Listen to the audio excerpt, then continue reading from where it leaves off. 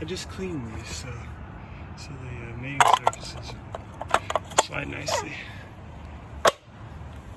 so I don't break any tabs.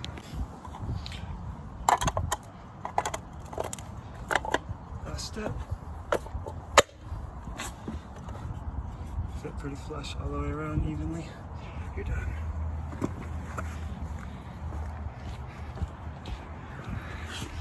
I just cleaned these so the mating surfaces slide nicely, so I don't break any tabs. Hello YouTubers, my name is Michael. I'm here with my 4Runner and I'm about to do a brake job.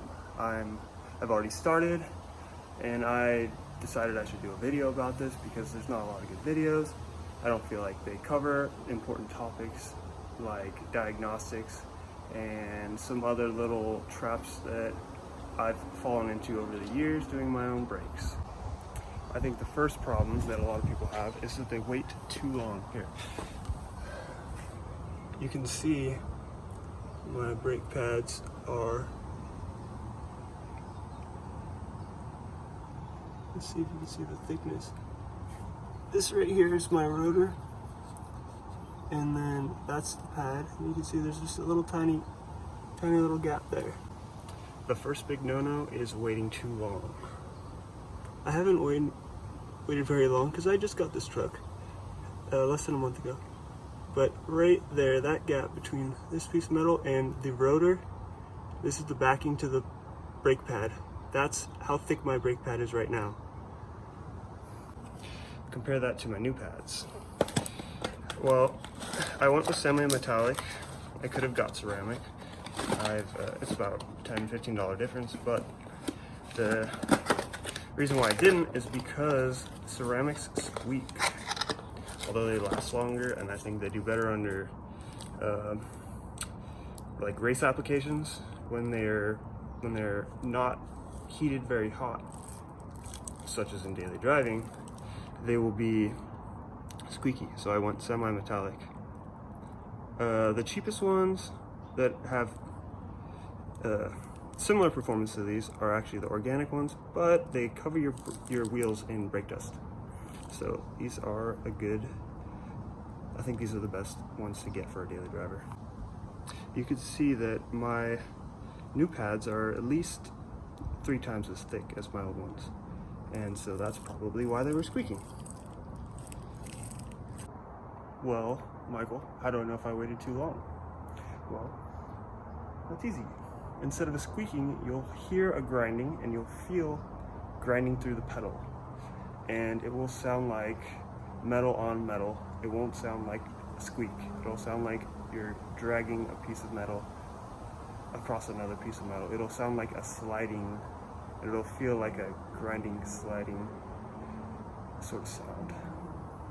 And that means that you're definitely going to need new rotors because your brake pads have worn down completely until the metal backing piece is touching.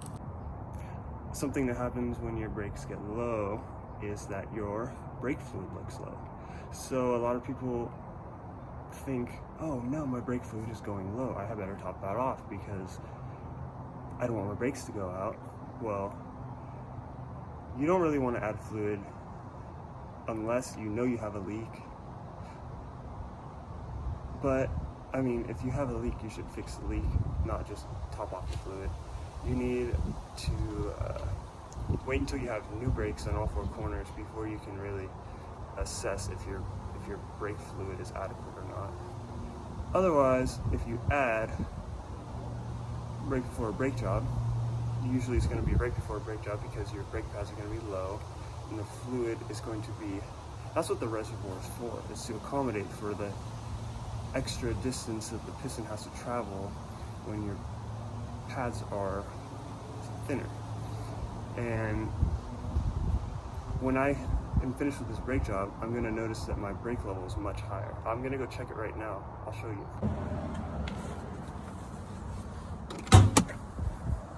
Okay, so we're going to do the before check. Alright, I love these struts.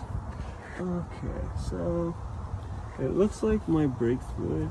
Is that my brake fluid? I can't even tell where my brake fluid is. This car. This is DOT3. That's probably my brake fluid. Brake fluid. Right in big bold letters. Yeah. I'm not sure why that's not low.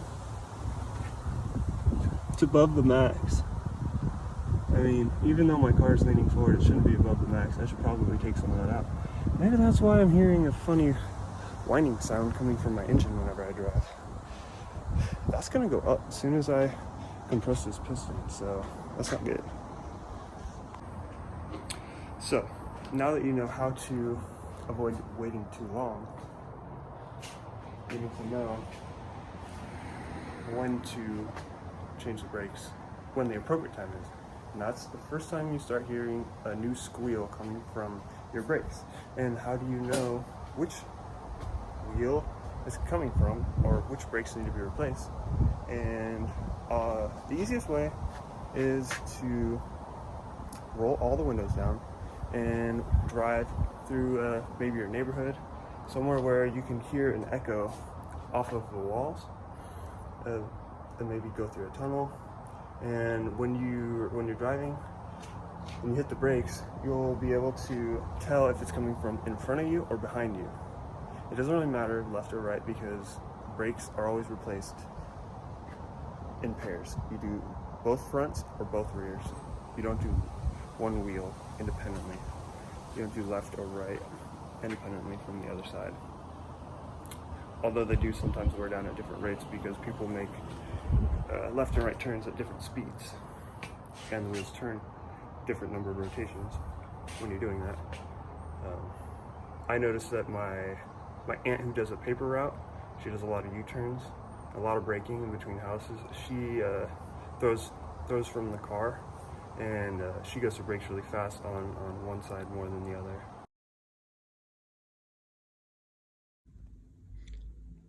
Well, I think that pretty much covers everything I wanted to cover in this video. So if you guys are interested in seeing the nitty-gritty work involved in this brake job, and you're actually in need of new brakes, follow me to the next video. Like, comment, subscribe.